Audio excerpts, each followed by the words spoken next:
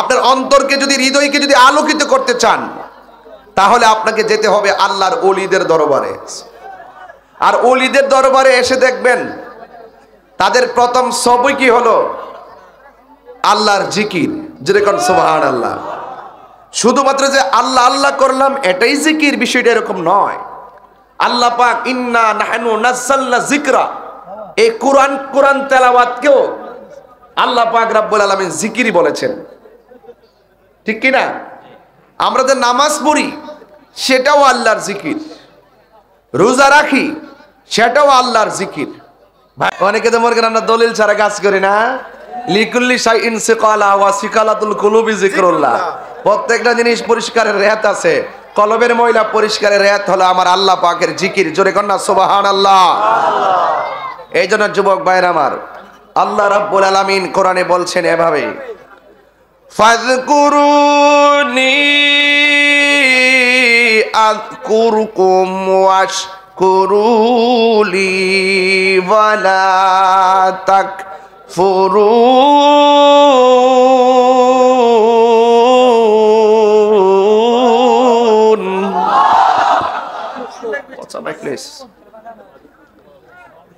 আল্লাহ রাব্বুল আলামিন বলেন, তোমরা যদি আমি আল্লাহকে স্মরণ করো আমিও তোমাদেরকে স্মরণ করব। সুবহানাল্লাহ বলবেন না?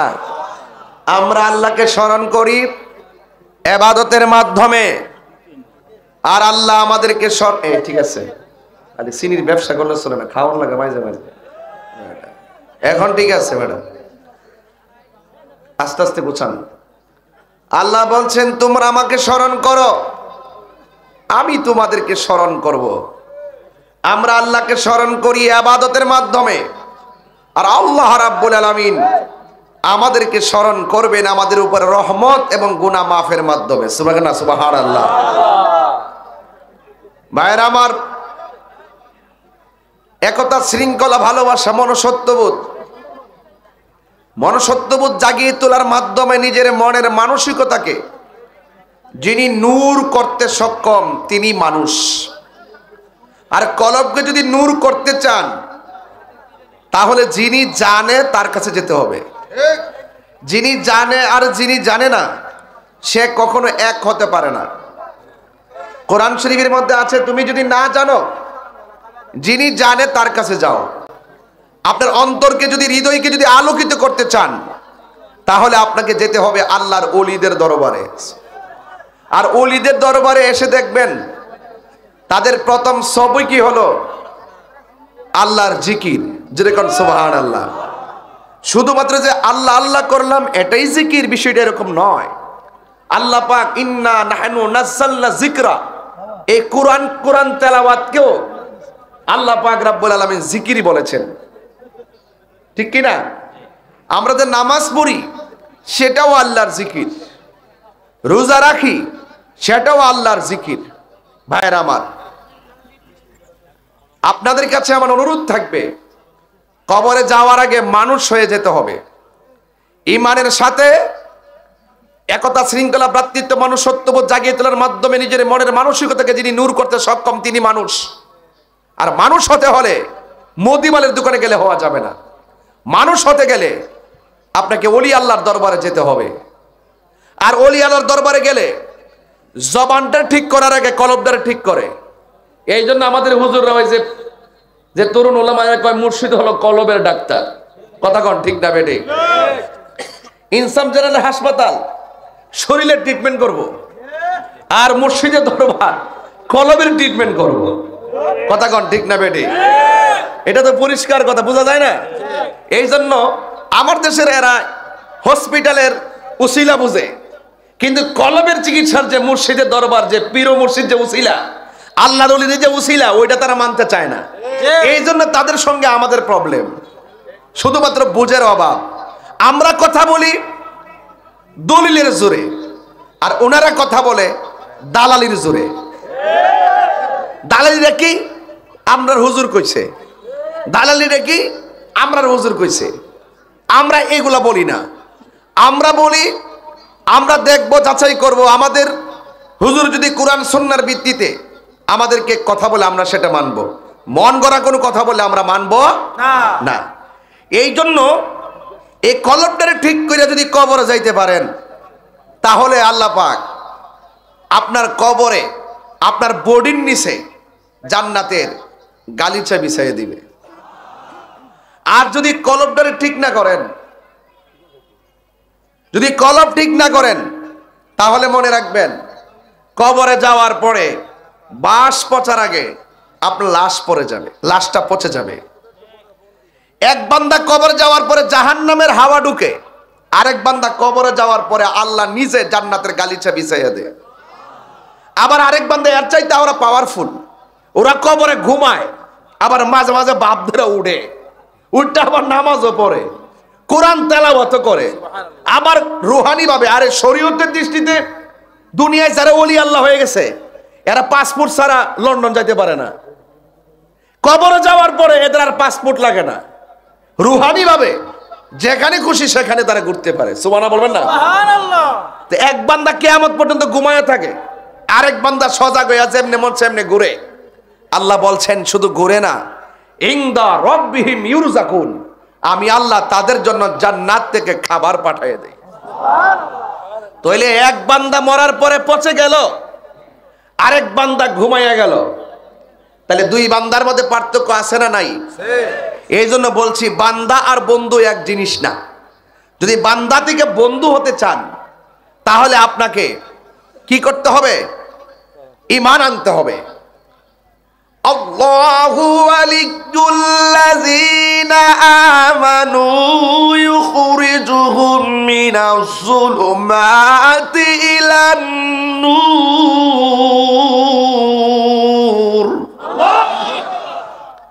একটু একাডেমিক কথা বলতেছি বোঝার জন্য, যে কি ওয়াজটা হইছে অনেকে অনলাইনে জানতে চাইবো, এই জন্য কিছু দিক নির্দেশনামূলক কথা বলতেছি।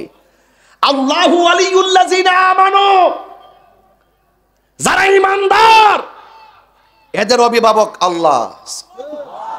আর আল্লাহ যখন অভিভাবক হয়ে যায়, সে যদি জালেমের গোত্র থাকে, সে যদি অন্ধকারে থাকে, সে যদি বাতিলের মাঝখানেও থাকে, আল্লাহ পাক তাকে সেখান থেকে বের করে এনে আলোর দিকে রাস্তা দেখাইয়া দেয়, আলোর দিকে নিয়ে যায়।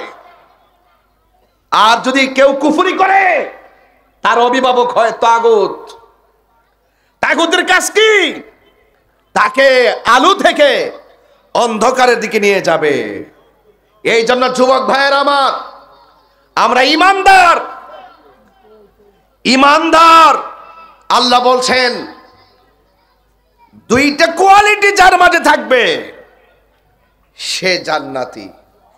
নাম্বার 1 যারা ঈমানদার, নাম্বার 2 ওয়ামিলুস সালিহাত, যারা নেক আমল করে।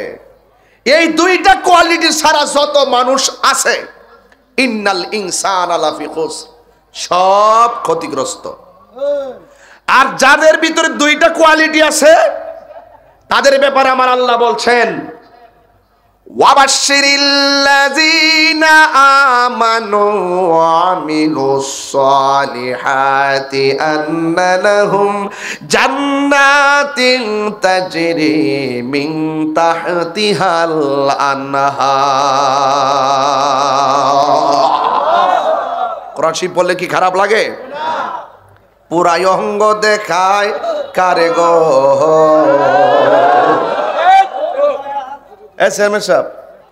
ভাই আসসালামু আলাইকুম। আমি যে এতক্ষণ কোরআন তেলাওয়াত করতেছি, কি খারাপ লাগতেছে? এত যে গঠনমূলক কথা বলতেছি, খারাপ লাগতেছে? এই যে এখন যে করছে পুরা অঙ্গ দেখায় কারে গো, এইটার অর্থ হেরা বুঝে না। ওরা দালাল, ওরা আমার অর্থ বুঝে না। আমি বলছি পুরা অঙ্গ দেখায় কারে গো। আমি হক কথা কইলে মানুষে মন্দ কর, এরা মন্দ হুন শুনে ঘুরে গেছে। এটা বুঝার কেউ নাই, ওইটা বুঝবো তিনি যিনি আমার বানাইছে। সুবহানাল্লাহ। কইছে ঈমান আন, বন্ধুরে মানলেই আমার মান হইব। বন্ধুরে মানলে বলছে আল্লাহু ওয়ালিয়ুন, আল্লাহ অভিভাবক কাদের? আমানু, যারা ঈমান এনেছে। তো ঈমানদার কারে কয়? আল্লাহ মানা, নবী মানা নয়। নবী মানলেই আল্লাহ মানা হয়। কথা কন না কেন? তাহলে ঈমানদার হলো যারা নবীকে সর্বগুণে জানে এবং মানে। আমার প্রবলেম তো একটাই, যে আমি কাউরে সুক্কা কথা কই না। আমার ডাইরেক্ট কথা হইলো নবী আমার জান, নবী আমার ঈমান। কথা কোন ঠিক কিনা? এই জন্য যুবক ভাইয়ের আমার, পরিষ্কার কথা, যতদিন বাঁচবেন বাঁচার মতো বাঁচেন। নিঃশ্বাসের কোনো বিশ্বাস, যে কোনো মুহূর্তে আমাদের কাছে মালাকুল মউত আজরাইল চলে আসতে পারে। কথা কোন ঠিক কিনা? এই জন্য পচা বীজ চিনেন? পচা বীজ, পচা বীজ মাটিতে লাগালে গাছ ওঠে না। পচা বীজ মাটিতে লাগালে গাছ ওঠে না। ইন্নাকা লা তাজনি মিনা শাওকিল ইনাব, আঙ্গুরের গাছ থেকে কাঁঠালের আশা করা যায় না। মাটির উপরে থাইকা 2 নম্বরই কইরা মাটির নিচে যাইয়া 1 নম্বর গালিচা পাওয়া যাবে না। ঠিক কিনা বলেন? তাহলে এই জন্য যুবক ভাইরা আমার, যা কিছু করব মাটির উপরে থেকেই করে যেতে হবে। মাটির উপরে থাইকা আল্লাহর বিরুদ্ধে কথা বইলা, মাটির উপরে থাইকা নবীর বিরুদ্ধে কথা বইলা, মাটির উপরে থাইকা ওলি আল্লাহর বিরুদ্ধে কথা বইলা, মাটির উপরে থাইকা মা বাবার বিরুদ্ধে কথা বইলা, মাটির উপরে থাইকা মানুষের হক মেরে খাইয়া, মাটির উপরে থাইকা দুর্নীতি কইরা, মাটির উপরে থাইকা খুন খারাপি কইরা, লিখে রাখেন কাগজে কলমে, মাটির উপরে থাইকা নাফরমানি কইরা মাটির নিচে যাইয়া জান্নাতের গালিচা পাওয়া যাবে না। এই কথাগুলো খুব গুরুত্বপূর্ণ। তাহলে বোঝা গেল মরার পরে কিছু নাই, মরার পরে শুধু হিসাব। আল্লাহ বলছে ওয়াত্তাকু ইয়াওমান লা তাজজি নাফসুন আন নাফসিন শাইআ, ওই দিনটাকে ভয় করো যেই দিন কেউ কাহারও কোনো উপকারে আসবে না, যার কারো কাছ থেকে সাহায্য নেওয়া হবে না, কারো কাছ থেকে সুপারিশ নেওয়া হবে না। ওই দিনটা কেমন হবে? যেই দিন তোমাদেরকে একত্রিত করা হবে, যেই দিন সম্পর্কে কোনো সন্দেহ নাই। ওয়ামান আসদাকু মিনাল্লাহি হাদিসা, আল্লাহর চাইতে সত্যবাদী আর কে হতে পারে? যেহেতু মরেই যাব, মরার আগে কিভাবে আল্লাহকে পাবো, কিভাবে হৃদয়কে আলোকিত করব, কিভাবে নিজের জীবনকে গঠন করব, কোনটা হক রাস্তা, এটা প্রমাণ করার জন্য, এটা শেখার জন্য, এটা ধারণ করার জন্যই আল্লামা আলহাজ মুশাররফ হোসেন হেলালি মাদ্দাজিল্লাহ আলী হুজুর কেশরকুট আহলে বায়াত সুন্নি হাফেজে মাদ্রাসা এতিমখানা ভিত্তিপ্রস্তর করতে যাচ্ছে।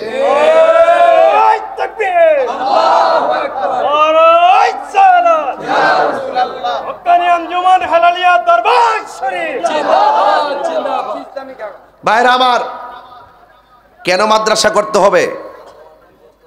হেলালি হুজুর 50-60 বছর, প্রায় কত বছর ধরে ওয়াজ করে বাজান? আমি তো ওয়ার পরে দেখতেছি, আমি একটা কই 84, তাইলে ওই যে ওই তাইলে 40-42-45 বছর তো ডাইরেক্ট মাঠে ওয়াজি করে। আচ্ছা, একজন হেলালি হুজুর 45 বছর ধরে ওয়াজ করে। আমি আপনার কাছে জানতে চাই, হুজুর তো আপনাদের এলাকার সন্তান না? আপনি কি মনে করেন ব্যাপারটা কত কঠিন? 41-45 বছর ধরে যিনি আলোচনা করেন, তাহলে এই সন্তানটা আপনাদের সারা বাংলাদেশ, সারা বিশ্ব ঘুরতেছে। আপনি কি চান না যে আপনার একটা সন্তান এইরকম পয়দা হোক? তা চাইলেও এই জন্য হুজুরের যে আদর্শ, যেই নীতি গ্রহণ করে তিনি সারা বিশ্ব খেদমত করে যাচ্ছেন, ওনার এই আদর্শের প্রতিফলনটা অন্য কোথাও না করে এই এলাকার ভিতরে তিনি দিয়ে যেতে চাচ্ছেন। এই নিয়ামতটা ধরে রাখার দরকার আছে না নাই? ইনশাল্লাহ অভিজ্ঞ মানুষের পাশে থাকলে অভিজ্ঞ হওয়া যায়, ঠিক কিনা বলেন? এই জন্য আমার ভাইয়েরা, তো সবকিছুর এক কথা হলো, এই পৃথিবী ছেড়ে আমাদেরকে চলে যেতে হবে, যেখান থেকে আর ফিরে আসা যাবে। বলুন সেই জায়গাটার নাম কি? আমার সাথে বলেন, হারিয়ে যাব একদিন আমি, রব নাই ভুবন চিরদিন। বলো হারিয়ে যাব রব নাই ভুবন চিরদিন। ক্ষমা করে দিও তোমরা আমায়, বলো ক্ষমা করে দিও মায়, ভুল করে থাকি যদি কোনো দিন, হারিয়ে যাব রব নাই ভুবন চিরদিন। বাঁশি বাগানে বা গোরস্থানে হয়তো দিবে মোরে কবর। তোমরা আমায় যাবে ভুলে, রাখবে না জানি কোন খবর। এই মাদ্রাসা হেলালি হুজুরকে আজীবন বাঁচিয়ে রাখবে ইনশাআল্লাহ। হেলালি হুজুরের আদর্শ সারা জীবন ওনাকে বাঁচিয়ে রাখবে। কথা বলেন ঠিক কিনা? এই জন্য এমন কাজ করে যেতে চাই, দুনিয়া থেকেই করে যেতে চাই, ঠিক কিনা বলেন? বাঁশি বাগানে বা গোরস্থানে হয়তো দিবে মোরে কবর। তোমরা আমায় যাবে ভুলে, রাখবে না জানি কোন খবর। পড়বে কি মনে আমার কথা, ফেলবে কি অস্ত্র কোন দিন। হারিয়ে যাব রব নাই ভুবন চিরদিন। বলো হারিয়ে যাব একদিন আমি, রব নাই ভুবন চিরদিন। ক্ষমা করে দিও তোমরা আমায়, বলো হবে না হবে না, সেটিং মায় ভুল করে থাকি যদি কোনো দিন। হারিয়ে যাব একদিন আমি, রব নাই ভুবন চিরদিন। একটা জবান বন্ধ রাখবেন না, মহব্বতে মায়ার সুরে বলো আল্লাহু আকবার। ওই মালিকের প্রেমে আমরা জিকির চাই কি চাই না? ওই মালিকের শান গাইতে চাই কি চাই না? এই জন্য আমার যুবক, আল্লাহর হাবিব বলেছেন হাসরের ময়দান যেদিন কায়েম হবে, 7 শ্রেণীর মানুষকে আমার আল্লাহ আরশে আজিমের নিচে ছায়া দান করবে। এর যারা ন্যায় বিচারক, 2 নম্বর হলো যারা আল্লাহর রাস্তায় দান করে। আপনি মনে করবেন না 1 বস্তা সিমেন্ট দান করার কারণে আপনার লস হয়ে গেছে, না না না। আল্লাহর হাবিব বলেন হাসরের ময়দান যেদিন মানুষ নাফসি নাফসি বলে কাঁদবে, ওই কঠিন মুসিবতে দানশীল ব্যক্তিদের মাথায় আমার আল্লাহ আরশে আজিমের ছায়া দিয়ে দিবে।